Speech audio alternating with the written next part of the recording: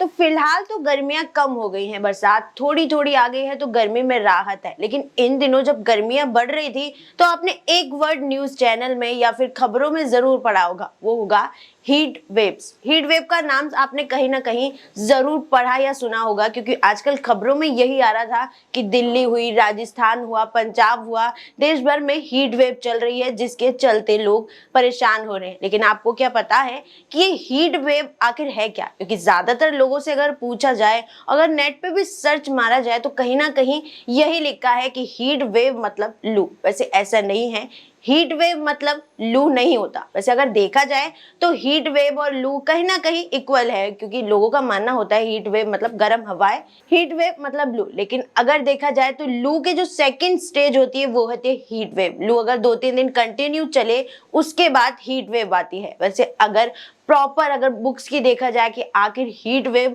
होती क्या है, तो हीट वेव अर्थात ग्रीष्म लहर असामान्य रूप से उच्च तापमान की वो स्थिति होती है जिसमें तापमान सामान्य से अधिक रहता है। ये स्थिति 2 दिन से अधिक समय तक बनी रहती है। तो किताबों में यही लिखा होता है कि ज्यादा से ज्यादा 2 दिन से ज्यादा अगर गर्मी बढ़ी रहती है तो हीट वेव, गर्म हवाएं चलती रहती हैं। लू अगर 2-3 दिन टिकी रहे तो हीट वेव चलती रहती है। अगर आसान शब्दों में माना जाए तो हीट वेव वो होती है जैसे 2-3 दिन लू चल रही है तो वायुमंडल में लगातार जो हवाएं घूमती रहती है वो धीरे धीरे गर्मी के कारण और गर्म हो जाती है और उसे ही हीट वेव कहा जाता है। वैसे अगर बॉडी के लिए देखा जाए, इंसान की बॉडी के लिए, तो हीट वेव बिल्कुल अच्छी नहीं होती। और हीट वेव का आखिर ये कारण क्या है उसके बारे में हमने पढ़ा। उसके बारे में बुक्स में लिखा है कि हीट वेव को लेकर लिखा है कि हीट वेव को मोटे तौर पर एक जलवायु संबंधित घटना के रूप में देखा जा सकता है, लेकिन इसमें आसपास के पर्यावरणीय कारक भी महत्वपूर्ण भूमिका निभाते हैं। उच्च वायुमंडलीय दबाव प्रणाली वायुमंडल के ऊपरी स्तर पर रहने वाली हवा को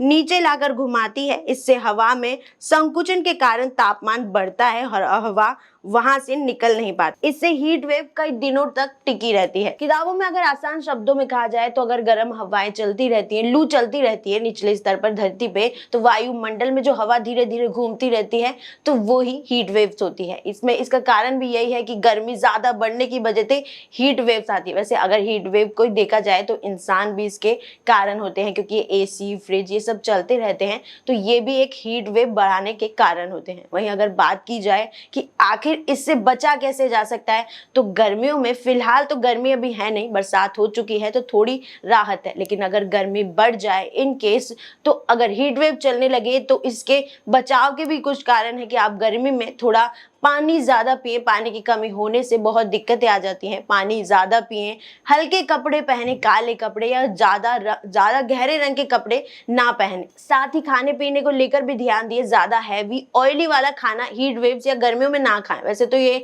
आमतौर पर लोग खुद ही कर देते हैं कि गर्मियों में हल्का खाते हैं, पानी ज्यादा पीते हैं, ये नॉर्मल सी बात है। फिर भी अगर हीट वेव चलती है तो आप इसे और बढ़ा दीजिए, पानी ज्यादा पिए, क्योंकि पानी की कमी से बहुत दिक्कतें आ सकती हैं। साथ ही ये भी है कि हीट वेव चल रही है तो आप ऐसा करें कि घर से कम निकले, घर से ज्यादा निकले नहीं, क्योंकि धूप अगर पड़ेगी, हीट वेव पड़ेगी, वो कहीं ना कहीं आपको आंख, नाक और कान में दिक्कत ही देगी। वैसे हीट वेव्स के बारे में इतना ही है। वहीं अगर बात करें लू और हीट वेव तो थोड़े थोड़े इक्वल है, पर सेकंड स्टेज है। लू की सेकंड स्टेज हीट वेव होती है। वैसे आपको क्या लगता है कि हीट वेव चलने से कहीं ना कहीं जो हीट वेव अभी चली थी उसमें कोई ना कोई दिक्कतें आई थी कि नहीं? हमें कमेंट सेक्शन में जरूर बताएं। फिलहाल इस वीडियो में इतना ही। ज्यादा अपडेट्स के लिए फॉलो करें ऑथम न्यूज।